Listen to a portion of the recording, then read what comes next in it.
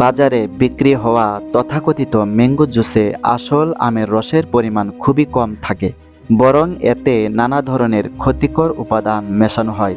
এসব জুসে কৃত্রিম mango flavour ও essence ব্যবহার করা হয়, যা প্রকৃত ফলের গুণাগুণ থেকে সম্পূর্ণ আলাদা। রং আকর্ষণীয় করতে কৃত্রিম রং যেমন সানসেট ইয়েলো, টার্টেজাইন যোগ করা হয়, যা শিশুদের জন্য ঝুঁকিপূর্ণ।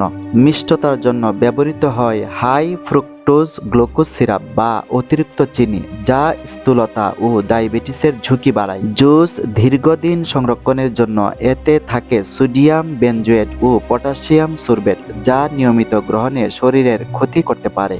পানির পরিমাণ বাড়াতে ব্যবহৃত প্রসেসড বা অপরিশোধিত পানিও ঝুঁকির কারণ হতে পারে। এসব জুসে প্রাকৃতিক ভিটামিন প্রায় নেই বললেই চলে, তাই এমন ম্যাঙ্গো জুস পান করা স্বাস্থ্যের জন্য নিরাপদ নয়।